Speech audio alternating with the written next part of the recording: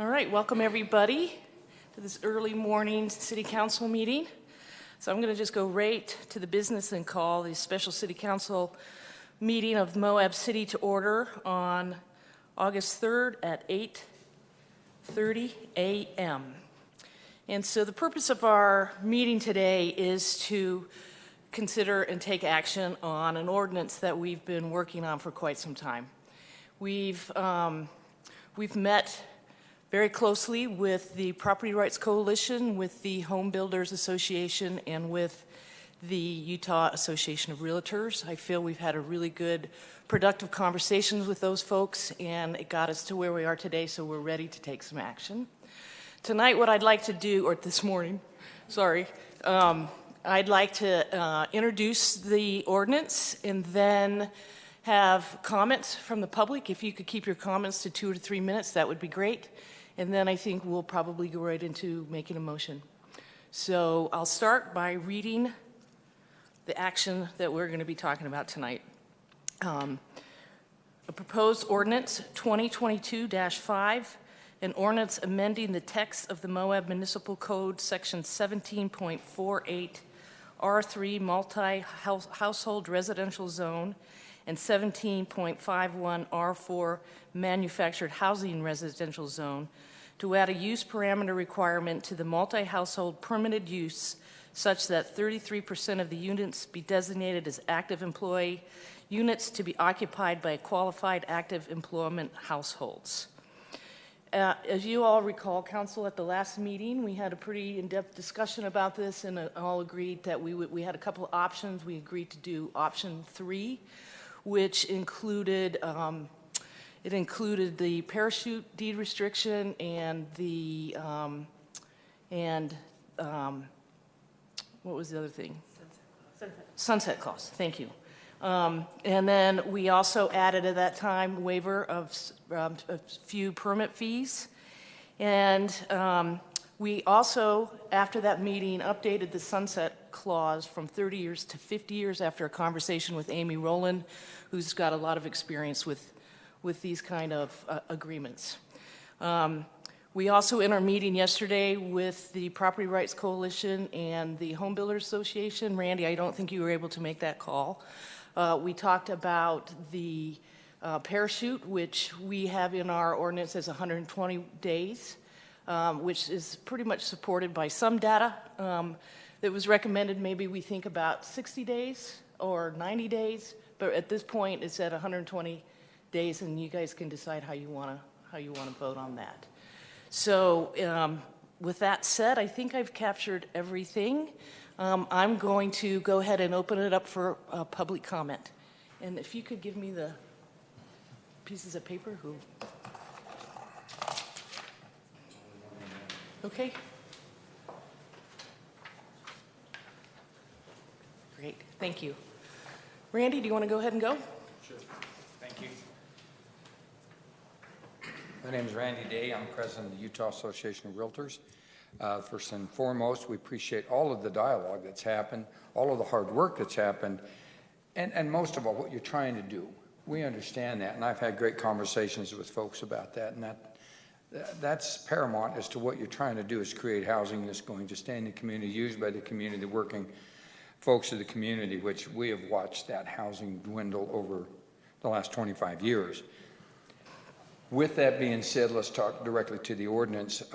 It still concerns us a great deal that there is a takings here, that in that takings setting, whether or not the just compensation, which you are trying, in our opinion, which gives us cause to help support this and give it a try and see what's going to happen, is that there's enough just compensation coming back to the development, add with a parachute clause, which I agree at 120 days is a little long. That can put you in a tough situation. So if you could shorten that up, that would be amazing. That would help us get that taken care of. But in that setting, when you've done all of this and you're trying to create that, is the taking, we feel is a taking when you're saying you can sell to just this interesting group or just this particular group, regardless of what the group looks like. It forces a development to do that. Is there enough compensation coming from the other side, from what you're asking them to do, Are you asking them enough? Are you giving enough back as a municipality to just compensate that? In this setting, I agree with you, Mayor. You guys have worked really, really hard on this. And we've watched it from day one, and I've been just sitting back watching because that's my best play. We appreciate your efforts. We appreciate what's going on. And I've talked to several, and I want to give it a try. I want to say, yeah, this is honestly what they're doing, is trying to work toward that housing. And let's see how it implements itself within the actual world and who's going to jump in and say, okay, this is going to work for me. And if that happens and gets built and that model works, if you're willing to tweak that as we go, if you're not afraid to grab your ordinance and pull it back in and say, we need to tweak it here and there, I think you might have something that would work. And that's what we're hoping we do, is we work together and you look at it and you honestly say, we're going to tweak this because it's not working, or it's working so well this way, we're going to give it an add this way. And I don't know what those are yet because I haven't experienced it and seen it in real life, real action, and how it works. We don't want anybody gaming a system. We're not here to game a system. You're not here to create a system to be gamed. That is not what any of us do. And again, your efforts have been stellar, and I appreciate them, and I really appreciate the opportunity to be involved. I know the UAR, the private coalitions, homeowners association, builders, everybody is really appreciative of the opportunity to be involved in this kind of setting. This may set the very way that these things are developed in the future as cities and towns and counties grow, and this issue needs to be addressed. You might be the guys that say, this is how it worked for us, and we had everybody involved, and we created a great opportunity for others with a fair ordinance. And I think that's, you can't say enough about how good that is. Appreciate that. Thank you. Thanks, Randy. Laura Harris. Hi all, I'm Laura Harris, and I am here speaking on behalf of the Moab Area Housing Task Force, in which I'm the chair. So I just wanted to say thank you all for your ongoing support and hard work to work on this ordinance and see it through fully, and appreciate the cooperation with all of the other groups as well within the state and the county. Just wanted to say the Moab Area Housing Task Force, as many of you know, is a community body of nonprofit organizations, local government, and involved community members. And so we are extremely excited about this ordinance and very much in support from the start and to now. And so just following our mission of enhancing accessible housing for the community, we fully support this and want to do anything possible to continue the movement of this. So just wanted to reiterate that, and I think it would just go to show the increase in the vibrant and inclusive community that we all know and see that this active employment ordinance would really contribute to. So just wanted to reiterate our support and how this ties into the Affordable Housing Action Plan as well, to just increase local housing for the community. So thank you. Thanks, Laura. Caitlin, I know you didn't fill out a form, but I know you want to talk. Caitlin Myers. I'll fill one out after. Good morning, my name is Caitlin Myers. I am the Executive Director of the Moab Area Community Land Trust and also a citizen living in the city of Moab. I am here to speak in support. I'm also the Vice Chair of the Housing Task Force, so I stand behind everything that Laura said. The Housing Task Force also sent you a letter earlier in this process with about 60 people in the community, both organizations and individual people that support this. So know that we as a Housing Task Force are backed by a lot of other people in this community. But we also support it with the Community Land Trust. Our mission is to provide affordable housing in perpetuity. Our whole mission revolves around deed restrictions. I understand the power of deed restrictions to create a more vibrant, more affordable, safe, and healthy community. So we are fully supportive of this ordinance because we know that this is an amazing mechanism to ensure that as we continue to build out within the city, we know that we are preserving housing for people that live and work and love this community. So thank you for all your hard work and for all the negotiations over the last couple of months. and this is a really exciting day. So looking forward to moving on with you as a partner. Thank you. Thanks, Caitlin. Okay, well, if anybody else wants to speak, you need to fill out a form. Otherwise, I'm just going to go ahead and ask the council to make a motion, and then we can open it up for discussion with staff. I move to approve Moab City Council Ordinance 2022-05, an ordinance amending the text of the Moab Municipal Code, Section 17.48, R3 Multi-Household Residential Zone, and 17.51, R4 Manufactured Housing Residential Zone, to add a use parameters requirement to the multi-household permitted use such that 33% of units be designated as active employment units to be occupied by qualified active employment households. Thank you, Caitlin. Do I have a second? A second. Seconded by Tawny. And just for clarification purposes, I know the question was asked, do we need to go through the whole findings of facts, conclusion of law? And Carly, would you mind explaining why we don't have to do that in this case? Sure. We would prepare those kinds of that kind of documentation when we have a decision that might be reviewed on the record to an appeal authority. This is a legislative action that you're taking, which doesn't have an on-the-record review necessarily, and therefore don't need to produce those kinds of documentation. Great. Thanks, Carly. Any questions for staff or discussion amongst yourselves? No? I have something to say, but I don't have questions for staff. Okay. All right, then we've got a motion made by Caitlin, seconded by Tawny. Caitlin? So as we're all well aware, there is an ongoing housing crisis in Moab, and the city and county and partners, profit and nonprofit in the community have pursued many of the same tools that other communities have, and other communities have done so for longer than us, and the crisis persists for Moab as well as other cities, large and small. Employer recruiting and retention challenges, largely driven by our housing crisis, are worse than ever, including for our essential service providers. As has been stated repeatedly, there is no silver bullet, and what this means is that we have to use every arrow in the quiver, and then some.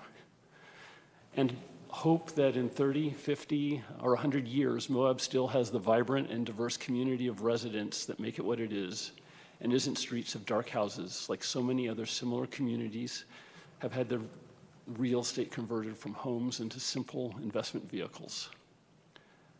The vast majority of housing units in the Moab area will remain available as second homes, and 2/3 of new owned multifamily can, and unfortunately likely will be that. We can't solve this problem without the participation of the development community, and I think this change to our zoning code is a reasonable compromise between the needs of the community and developers, allowing high-density redevelopment to profitably continue while making a moderate contribution to the needs of the community. Without restaurant workers, school teachers, business owners, emergency responders, tour operators, healthcare professionals, and many, many more, Moab won't be much of a place for residents, visitors, or second homeowners. Housing is economic and community development. Many thanks to our staff and stakeholders that have spent many hours researching, drafting, negotiating, and compromising on the ordinance that we have before us today. Thank you, Caitlin. Tawny? I'll agree with everything that Caitlin stated, and my remarks are not prepared. I am very hopeful that this ordinance does not continue to wake me up at 3 o'clock in the morning. I feel like I have thought about it and gone over it in my mind for months and months and months. I would like to have seen the higher percentage be workforce housing, but I do understand that a developer has to make a project pencil out. And I feel like the council and staff has gone over and above in our discussions and our negotiations and the compromises that we've made.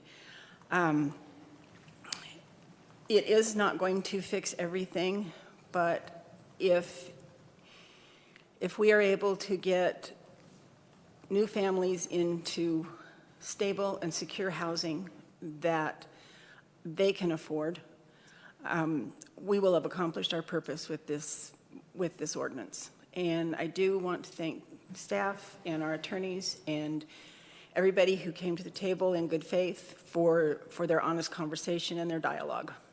Thanks. Thanks, Tawny. Luke?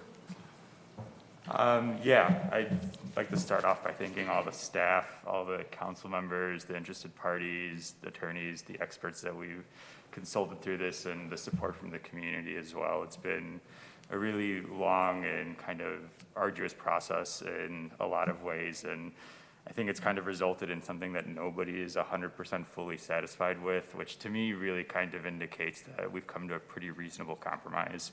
And we don't want this to be some sort of empty legislation. We want it to work. That's partly why we've included the 2-year ordinance review within the actual language to make sure that we can tweak it as we go along. Empty legislation is basically just empty words, and it does nothing but only continue to harm our community. So we want this, I think, entire process ideally to serve as a model that, like, through effective collaboration and like the city's real earnest desire to act in good faith for the betterment of the community really translates as we continue to move forward. Because as Kaylin had alluded, this isn't a silver bullet and we're not expecting it to be one. We understand that there's still a lot more work to be done, and for it to be effective and to minimize the number of like significant tweaks that it's going to take, like the way to get there is through collaborative effort where we try to get the viewpoints and interests of all parties involved. So once again, I really appreciate everybody who was involved in this, and I'm excited to kind of knock this off of our legislative agenda so that we can continue to move forward and address a lot of the other issues, particularly housing in our community. Thanks, Luke. Jason?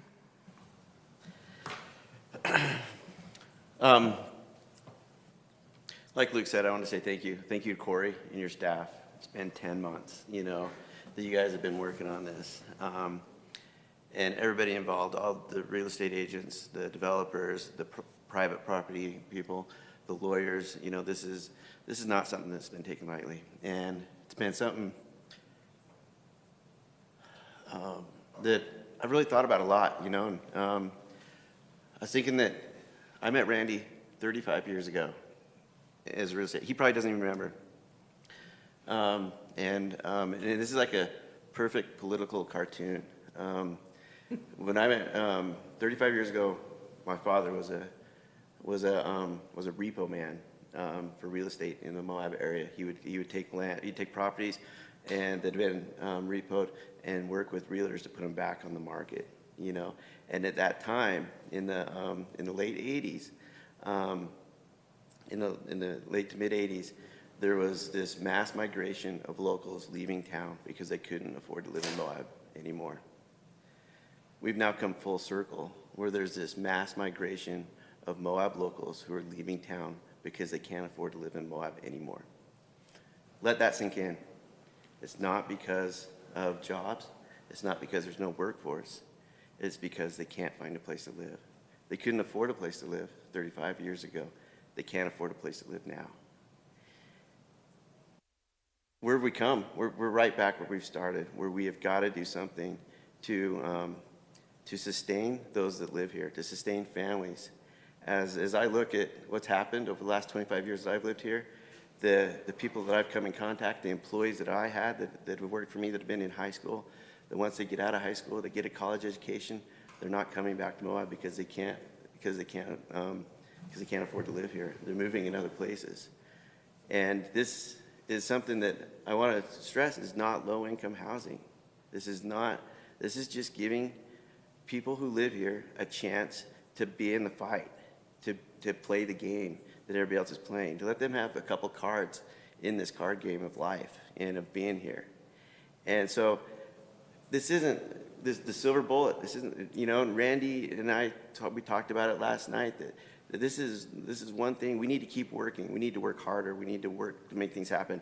We as a city and a city council need to be more flexible, that when a developer comes in and says, hey, I'll give you this, and maybe it doesn't quite fit into what we're doing, can we make it work? Can we make it work for the people who live in this town, for the children who live in this town, for those that are working hard, that are working 2 and 3 jobs to survive in this town, and that they can then get a home, and those families that are struggling to make homes for their families. This is what this is about. This isn't a land grab. This isn't, crush the greed. This is about supporting Moab and supporting Moab locals. And I hope that we can all get behind that. And so that's why I support this. I think we may need to tweak it down the road, and I think we all need to be honest with each other and say this is working or this isn't working. So thank you for all that you guys have done to make this work. And I hope that this makes a little bit of an improvement on people's lives in this town. Thanks, Jason. Appreciate that. All right, anything else from the council? If not, I'm just going to call for the vote. Motion made by Kalen, seconded by Tani, to approve the proposed ordinance 2022, an ordinance amending the text of the Moab Municipal Code. All in favor? Aye. Any opposed? Motion passes 4-0. Thank you. Thank you again to staff, to the stakeholders that we work with. This has been a long road. I think we did an excellent job. And Nathan's on the call and Rob's on the call. Your help with this is invaluable. And we know that we have more to go, but a lot of work, and I think this is a great outcome. I'm excited for what we've got coming forward. So thanks, everybody. Have a great day, and I make a motion to adjourn. Motion to adjourn. Second. Second made by Tony, seconded by Kalen. We're adjourned. Thank you, everybody.